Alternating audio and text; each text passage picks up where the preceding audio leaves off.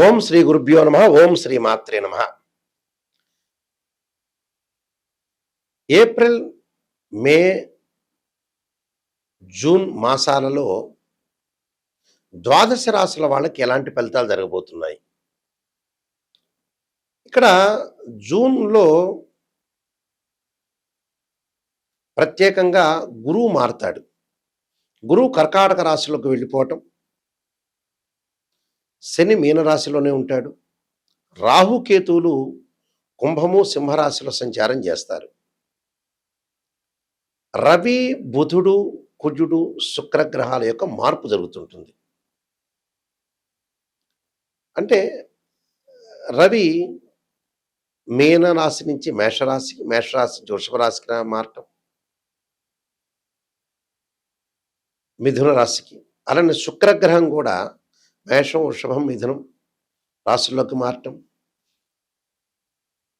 కుజగ్రహంలో మార్పు, బుధుడు కూడా మేష, వృషభ రాశుల్లో సంచారాలు చేయటం, కుజుడు కూడా మేషరాశికి, వృషభ రాశిలో సంచారం చేయటం జరుగుతూ ఉంటుంది. అయితే అసలు ఈ గ్రహాల యొక్క సంచారం వల్ల ఈ 3 నెలల పాటు కూడా ద్వాదశ రాశుల వాళ్ళకి గోచారీత్యా ఎలాంటి నిర్ణయాలు తీసుకోవాలి? అంటే ఒక బిజినెస్ పరంగా ఎలాంటి నిర్ణయం తీసుకోవాలి? ఉద్యోగ పరంగా ఎలా ఉండబోతుంది? ఆర్థిక వ్యవస్థ ఎలా ఉండబోతుంది? ఆర్థిక పరంగా వీళ్ళకి అనుకూలంగా ఉంటుందా లేదా? పిల్లల యొక్క చదువు, ఎడ్యుకేషన్ పరంగా ఏ విధంగా ఉండబోతుంది? ఇలాంటి అంశాలని మనం చాలా జాగ్రత్తగా పరిశీలన చేయాలి. ఏ విధంగా ఉండబోతుంది? అంటే ఆరోగ్యపరంగా కూడా ఏ విధంగా ఉండబోతుంది? ఆరోగ్యపరంగా ఎలాంటి నిర్ణయాలు తీసుకోవాలి? ఉద్యోగపరంగా ఎలాంటి నిర్ణయాలు తీసుకోవాలి? ప్రతి పనిలో కూడా ఎలాంటి విజయాన్ని సాధించాలి? అనే విషయాల మీద, అంటే వృత్తి, ఉద్యోగ, వ్యాపార రంగం కానీ, విద్యారంగం కానీ, ఆరోగ్యం కానీ, ఇళ్ల స్థలాలు కొనుగోలు చేయటంలో కానీ, ఇలాంటి విషయాల మీద ఎలాంటి నిర్ణయాలు తీసుకుంటే అనుకూలంగా ఉంటుంది అనేది మనం ఆలోచన చేయాలి. అంటే ద్వాదశ రాశుల వాళ్ళందరికీ కూడా ఈ 3 నెలల్లో ఏ విధమైన ఫలితాలు జరగబోతున్నాయి అనేది ఒకసారి మనం తెలుసుకుందాం. ధనుసు రాశి వాళ్ళకి గ్రహగమన గతులన్నీ కూడా పరిశీలన చేస్తే, వీరికి ఏ వ్యాపారం చేస్తున్నా, ఉద్యోగం చేస్తున్నా, ఏం చేస్తున్నా కుటుంబ సభ్యుల యొక్క మద్దతు లభించే అవకాశాలు ఎక్కువ ఉంటాయి. వృత్తిపరంగా వీళ్ళు ప్రయాణాలు చేసే అవకాశాలు బాగా ఎక్కువ ఉంటాయి. అలానే కుటుంబంలో ప్రశాంతత ఉండే అవకాశం ఉంటుంది. గృహము లేదా వాహన యోగం కలగటం, వృత్తిలో స్థిరత్వం కలిగే అవకాశాలు, ఏదైతే వాళ్ళు వృత్తి చేస్తున్న స్థిరత్వము, అలానే ఇంటి నిర్మాణాన్ని చేపట్టడం, భూములు కొనుగోలు చేయటం, ఒకటి విద్యార్థులకు అనుకూలంగా ఉండటం, ప్రతిదానిలో కూడా కొంత విజయం సాధించే అవకాశాలు ఎక్కువ ఉంటాయి. అంటే వీళ్ళు పీస్ఫుల్గా ఉండే అవకాశాలు ఎక్కువగా ఉంటాయి. అంటే ఎలాంటి కొంచెం పీస్ఫుల్గా ఉండటానికి కొంత ప్రయత్నము చేయాలి, ప్రశాంతత కూడా వచ్చే అవకాశం ఉంటుంది. పిల్లలకు వివాహాది శుభ కార్యక్రమాలు చేసే అవకాశాలు కూడా బాగా ఎక్కువ ఉంటాయి.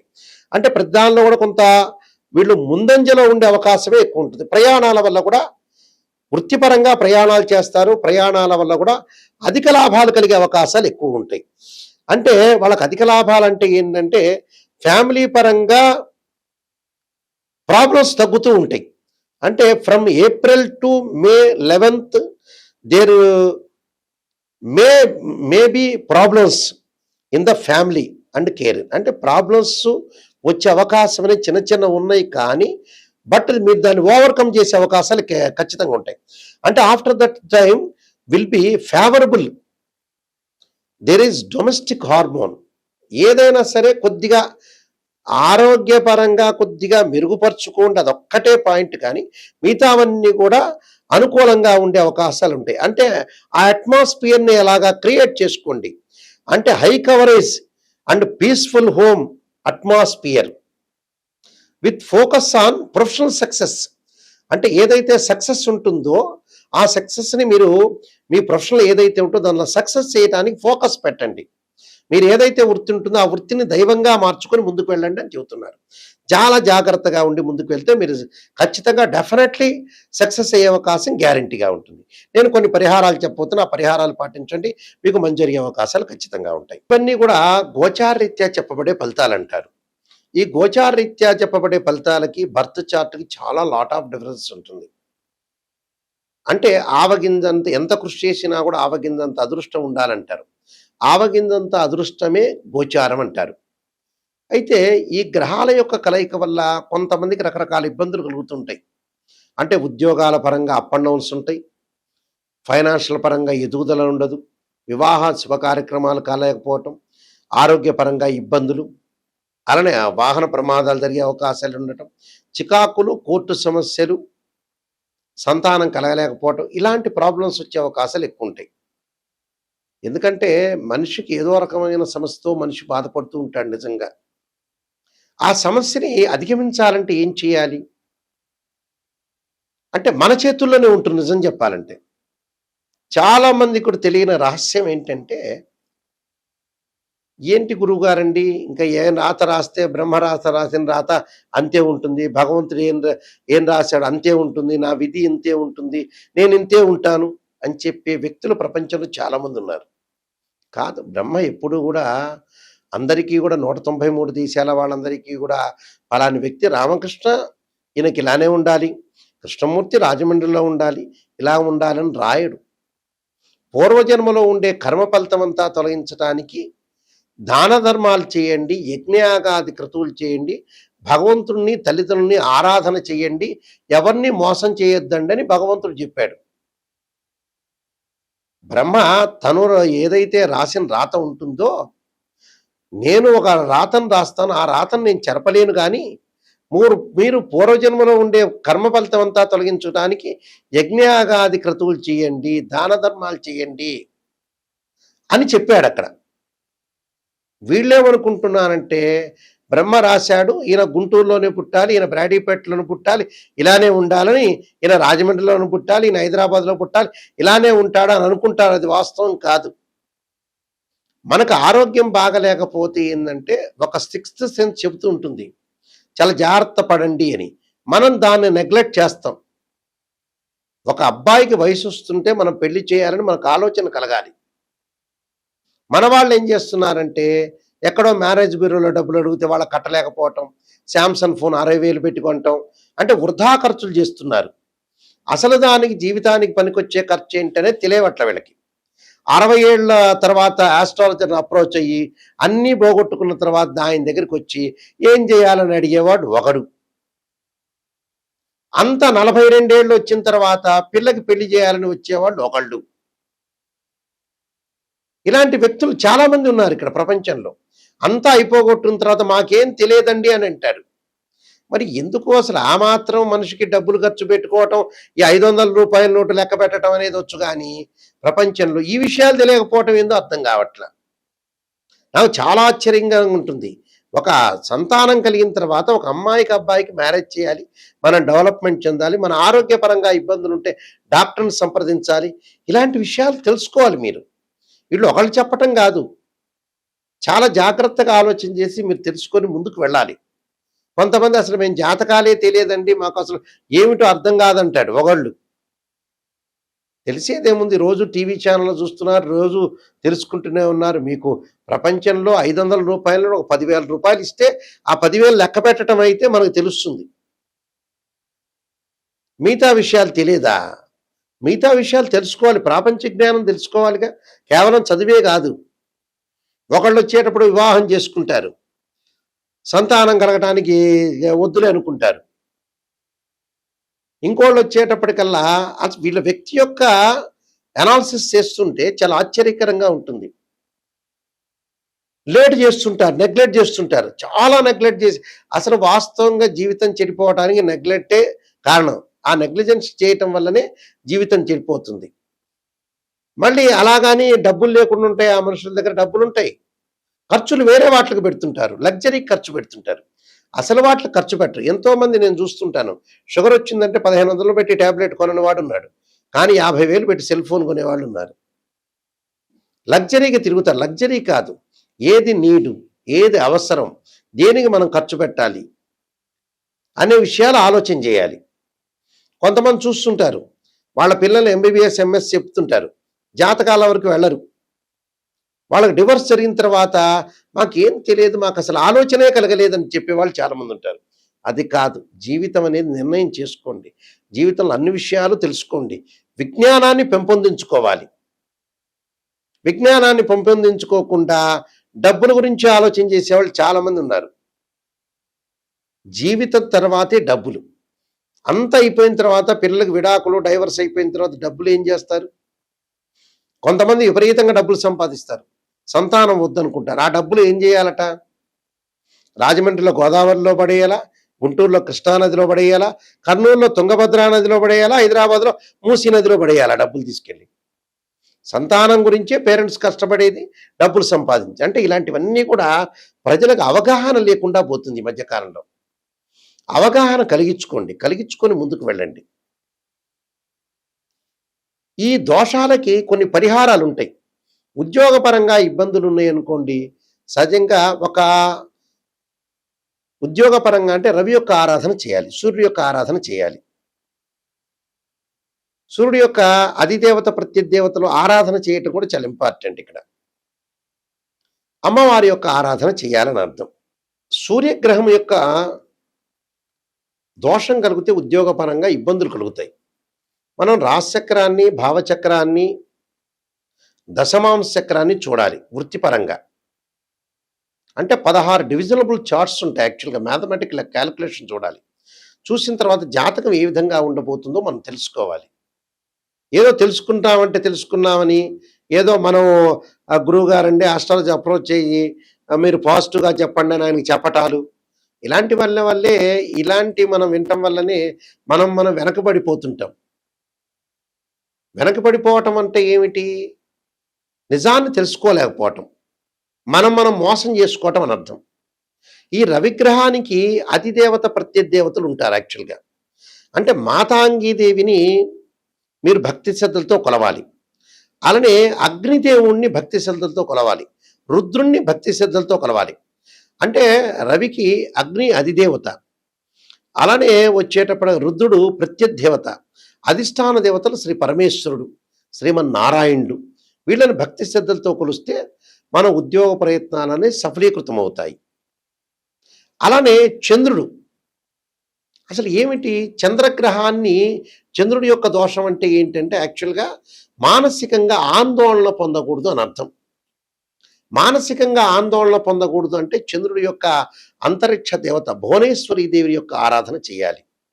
అంటే చంద్రుడికి అధిదేవతలు ప్రత్యదేవతలు ఉన్నారు. అప్సయే దేవత అధిదేవత, గౌరీ దేవత ప్రత్యదేవత అవుతుంది. అధిష్టాన దేవతలు పార్వతీ, లక్ష్మీదేవి, లలితాదేవి. అంటే మనస్సుకి శాంతి ఉండటానికి, మనోబలం బాగా పెరగటానికి మనం భువనేశ్వరి దేవి యొక్క ఆరాధన చేయాలని అర్థం. అంటే మానసికంగా ప్రశాంతత లభిస్తుంది అని అర్థం. తర్వాత కుజుడు అంగారకుడు, అంటే వాహన ప్రమాదాలు జరగకుండా ఉండటానికి, రియల్ ఎస్టేట్ రంగం వాళ్ళకు కానీ, మెడికల్ రంగం వాళ్ళకు కానీ, అలానే కోర్టు సమస్యలు కానీ, ఇలాంటివన్నీ కూడా తొలగటానికి కుజుడు యొక్క ఆరాధన చేయాలి. అంటే కుజుడు యొక్క అధిదేవత ప్రత్యదేవతలను కూడా మనం అనుసరించాలి యాక్చువల్గా. అంటే ఎవరు? కుజుడు యొక్క భగడాముఖి దేవిని ఆరాధన చేయాలని అర్థం. అంటే అధిదేవత అంగార గ్రహానికి పృథ్వీ అధిదేవత, క్షేత్రపాలకుడు ప్రత్యదేవతలు, అధిష్టాన దేవత సుబ్రహ్మణ్య స్వామి యొక్క ఆరాధన చేయాలి. అలానే చాముండేశ్వరిని కూడా ఆరాధన చేయటం వల్ల కూడా కుజుడి యొక్క అనుగ్రహం లభిస్తుంది. అంటే జన్మలగ్నం నుంచి 2, 4, 7, 8, 12 స్థానంలో కుజదోషం ఉన్నా, కుజుడు బాగలేకపోయినా 6, 8, 12 స్థానంలో కుజుడు ఎలా ఉన్నాడో తెలుసుకొని మన కుజదోషం ఉందా లేదా తెలుసుకోవాలంటే జాతకాన్ని చూడాలి. జాతకం చూసిన తర్వాత కుజుడు అనుగ్రహం లేకపోతే సుబ్రహ్మణ్య స్వామి యొక్క ఆరాధన, భగడాముఖి దేవిని యొక్క ఆరాధన చేయటం చాలా మంచిది. అంటే ఈ గ్రహాల యొక్క దోషాన్ని మనం తొలగించుకోవడానికి ప్రత్యేకంగా యాక్చువల్గా కొన్ని పరిహారాలు చేయాలని అర్థం. ఆ పరిహారాల్లో ముఖ్యంగా బుధుడి యొక్క దోషం ఉందనుకోండి, బుద్ధి బలం పెరగదు. అప్పుడు బుధుడి యొక్క దోషానికి మనం ఏం చేయాలి? ఏ దేవతను ప్రసన్నం చేసుకోవాలి అంటే అమ్మవారి యొక్క ఆరాధన చేయాలి. ప్రత్యేకంగా దశమహావిద్యల్లో చెప్పబడింది. బుధుడి యొక్క అంటే ఇక్కడ త్రిపుర సుందరి దేవిని యొక్క ఆరాధన చేయాలి. బుధుడికి ఎవరు? అధిదేవత విష్ణు, అలానే ప్రత్యదేవత నారాయణుడు, అధిష్టాన దేవతలు ఎవరంటే శ్రీ మహాగణాధిపతి దుర్గాదేవి. వీళ్ళని ఆరాధన చేయాలి. అంటే బుద్ధి బాగా పెరగటానికి, వ్యాపార పరంగా వాణిజ్య సంబంధాలు బాగా పెరగటానికి బుధుడి యొక్క అంతరిక్ష దేవత అంటే బాలా త్రిపుర సుందరి దేవిని యొక్క ఆరాధన చేయాలంటారు. అలానే గురుగ్రహం అంటే ధనపరంగా ఇబ్బందులు కలుగుతున్న వాళ్ళకి వివాహాది శుభ కార్యక్రమాలు కానీ, ఫైనాన్షియల్ పరంగా ఉండే డెవలప్మెంట్ విషయంలో కానీ, విద్యందు అనుకూలంగా లేకపోతే విద్యార్థులు దక్షిణామూర్తి స్తోత్రాన్ని పారాయణం చేయమంటారు. అంటే గురువుకి ఎవరు అధిదేవత ప్రత్యదేవతలను మనం చూసుకునేటట్టయితే బ్రహ్మ, అలానే ప్రత్యదేవత ఇంద్రుడు, అధిష్టాన దేవతలు బ్రహ్మ పరమేశ్వరుడు. అంటే గురువు అంతరిక్ష దేవత ఎవరు? తారాదేవి. తారాదేవి యొక్క ప్రసన్నం చేసుకుంటే మనం ఫైనాన్షియల్ పరంగా అనుకూలంగా ఉంటుంది. అలానే కుబేరుడు యొక్క ఆరాధన చేయమంటారు. అలానే శుక్రగ్రహం, శుక్రగ్రహానికి అధిదేవత ప్రత్యదేవతలు ఎవరు మనం చూసుకుంటే శుక్రుడికి అంతరిక్ష దేవత కమలాదేవి. అంటే కమలాదేవి యొక్క ఆరాధన చేయాలంటారు. శుక్రుడికి ఇంద్రాణి అధిదేవత, ఇంద్రుడు ప్రత్యదేవత, అధిష్టాన దేవత శ్రీ మహాలక్ష్మి రాజరాజేశ్వరుని యొక్క ఆరాధన చేయాలి. అదే శనికి ఏమిటి అంటే శుక్రుడు ఏమిటి? వివాహం కాకపోయిన వాళ్ళు కానీ, విడాకులు జరుగుతున్న వ్యక్తులు కానీ, వివాహ సంబంధాలు కలవలేకపోతున్న వ్యక్తులందరూ కూడా శుక్రుడికి ఆరాధన కమలాదేవిని ఆరాధన చేయమంటాడు. అలానే శని అంటే ఎల్నాటి శని జరుగుతున్న వాళ్ళు కానీ, కంటక శని కానీ, పొంగు శని కానీ జరుగుతున్న వాళ్ళందరూ కూడా శనిగ్రహం యొక్క అనుకూలత ఉండాలంటే అంతరిక్ష దేవత దక్షిణకాడి దేవతను ఆరాధన చేయమంటారు. శనికి యముడు అధిదేవత, ప్రత్యదేవత ప్రజాపతి, అధిష్టాన దేవత కాలభైరవుణ్ణి ఆరాధన చేయమంటారు. అంటే పనులలో ఆలస్యం జరుగుతున్నా, లేకపోతే పనుల విషయంలో కొంత జాగ్రత్తగా ఏదైనా ప్రాబ్లమ్స్ వస్తున్నా శని యొక్క ఆరాధన చేయమంటారు. అంటే ఇవన్నీ కూడా మనం ఖచ్చితంగా ఆరాధన చేసి తీరాల్సిందే. అలానే రాహు దగ్గరికి వచ్చేటప్పుడు రాహు యొక్క అధిష్టాన దేవత ఏంటంటే చిన్నమస్తాదేవి అంటారు. ఆమె అంతరిక్ష దేవత. రాహుకు అధిదేవతలు మనం చూసుకునేటట్టయితే గోవు, సర్పము ప్రత్యదేవత, అధిష్టాన దేవత దుర్గాదేవి. దుర్గాదేవి యొక్క ఆరాధన చేయాలంటే విదేశాలకు వెళ్ళటం ఆలస్యం జరుగుతున్నా, శత్రువులు బాగా పెరుగుతున్నా, ఒక మాయలాగా వచ్చి ఆరోగ్యపరంగా ఇబ్బందులు కలుగుతున్నా, పనులలో ఆలస్యం జరుగుతున్నా కూడా రాహు యొక్క ఆరాధన చేయాలి. అలానే కేతు, మరి కేతుగ్రహ దోషం అనేది జాతకంలో ఉన్నా, జ్ఞానం అనేది లేకుండా, ఎలాగైనా విచక్షణా జ్ఞానం లేకుండా కేతు యొక్క కాలసర్పదోషాలు కానీ సర్పదోషాలు కానీ ఉన్నవాళ్ళు రాహుకేతులను ఆరాధన చేయాలి. కేతు అంతరిక్ష దేవత ధూమవతి దేవత. కేతువుకి అధిదేవత చిత్రగుప్తుడు, బ్రహ్మ ప్రత్యదేవత, అధిష్టాన దేవత శ్రీ మహాగణాధిపతి. అంటే వీళ్ళని ఆరాధన చేయాలని శాస్త్రం చెప్పబోతుంది. వీటన్నింటి కూడా మనం ఆరాధన చేస్తే మనకు మంచి సుఫలితాలు జరిగే అవకాశం ఉంటుంది. నేను కాలసర్పయోగము, కాలసర్పయోగ చంద్రిక, రాహుకేతువులు, ఛాయాగ్రహాలు, పుత్రగణపతి వ్రతము, సర్వదేవతా గోత్రపరులు పార్ట్ 1, పార్ట్ 2, స్వప్నశాస్త్ర ఫలదీవిక, బృహత్ పరిహార సింధు, నవగ్రహ దోషాలకు దశమహా విద్య స్తోత్ర పాలనాలు, అలానే జాతక చంద్రిక, అలానే వివాహ మార్తాండము, ఇలాంటి ప్రొడక్షన్ ఆఫ్ ఆస్ట్రాలజీ, ఈ నెంబర్ ఆఫ్ బుక్స్ అనేవి కూడా నేను రచించాను. రైటర్ని నేను. రాజమండ్రి మోహన్ పబ్లికేషన్ వాళ్ళ దగ్గర ఈ పుస్తకాలను దొరుకుతాయి, మా దగ్గర కూడా లభ్యమవుతాయి. నిజాన్ని తెలుసుకోండి, నిజాన్ని తెలుసుకుని దాని పరిహారం ఏంటో తెలుసుకోండి. ఒక అబ్బాయికి వివాహం కాలేదంటే ఖచ్చితంగా 16 లగ్న కుండలను పరిశీలన చేయాలి. ఒక అమ్మాయికి వివాహం కాలేదంటే రాశిచక్రము, నవాంశము, భావచక్రాన్ని పరిశీలన చేయాలి. వృత్తిపరంగా అనుకూలంగా బాగలేదనుకోండి రాశిచక్రము, భావచక్రము, దశమాంశ చక్రం. సంతానం కలగలేదంటే రాశిచక్రము, అలానే భావచక్రము, అలానే సప్తమాంశ చక్రం. అంటే ఈ 16 లగ్న కుండళ్ళు డిగ్రీల్లో మ్యాథమెటికల్ అనాలిసిస్ చేయాలి. ఉచ్చస్థానంలో ఉందా, నీచస్థానంలో ఉందా, ఏ దశ జరగబోతుంది, దశలంతర్దశల్లో కూడా చాలా ఉన్న విషయాలు ఉన్నాయి. ఏ దశ జరుగుతుంది, ఏ దశ ఏ లగ్నాన్ని కలిసి వస్తుంది, ఏ లగ్నాన్ని కలిసి రాదు, ఆ అంతర్దశలు ఏంటి, విదిశ ఏంది, సూక్ష్మదశ ఏంది అనేవన్నీ కూడా అనాలిసిస్ చేయకుండా జాతకం చెప్పటం వల్ల పెద్ద ప్రయోజనం ఉండదు. మీరు చెప్పించుకోవటం వల్ల కూడా ప్రయోజనాలు ఉండదు. అసలు నిజంగా వారికి సబ్జెక్ట్ ఉందా లేదా అని అనాలిసిస్ చేయండి. అనాలిసిస్ చేసి ముందుకు వెళ్ళండి. మా వెబ్సైట్ www.nayakanti.com, nayakanti.in చూడండి. అలానే స్క్రీన్ పైన స్క్రోలింగ్ అవుతున్న నెంబర్ ఉంటుంది, ఆ నెంబర్కి మీరు ఫోన్ చేయండి. మేము వంశపారంపర్యంగా చెప్పే వ్యక్తులం. మా నాన్నగారు కూడా ఇంటర్నేషనల్ కౌన్సిల్ ఆఫ్ ఆస్ట్రాలజీలో మెంబర్ కూడా. అయితే మీరన్నీ కూడా తెలుసుకోండి, నిజాన్ని తెలుసుకొని రీసెర్చ్గా మీరు అవగాహన పెంపొందించుకుంటే మాకు కూడా మంచిదే. ఎందుకంటే మీకు నిజాన్ని తెలుసుకోవటం చాలా ఇంపార్టెంట్. మీరందరికీ కూడా శ్రీ పరమేశ్వరుడి యొక్క కరుణాకటాక్షం ఉండాలని ఆశిస్తూ సర్వే జనా సుఖినో భవంతు.